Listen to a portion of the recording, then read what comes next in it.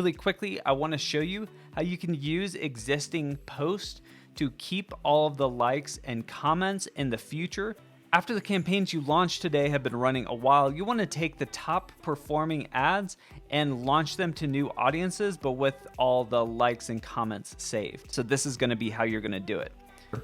So what you're going to do is do use existing post. And then down below, you'll have the option to select a post. So you've got a couple of options. If you do select post, you'll actually see the different ones and you can select it directly or search for it or anything like that. But if you know a very specific ad, you can actually just go directly to that ad.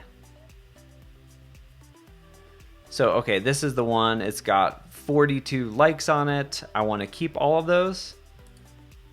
So I can do see post, Facebook post with comments. And sometimes you can grab it directly from there. Sometimes it's kind of weird and has like ad and stuff like that. So what you can do is actually go to embed. And right there, it'll give you the exact post number.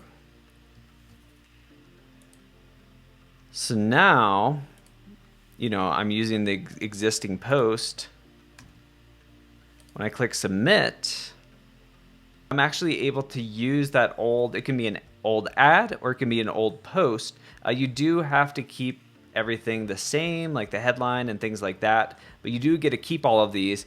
And if you take this ad, the one that's using the existing post, and duplicate that, then that new ad is going to keep every single comment and like and things like that. So you can actually keep an ad rolling out to more and more people. Some of them have like 3,000 comments or something crazy, and it's just a big, awesome conversation. So that's definitely highly recommended.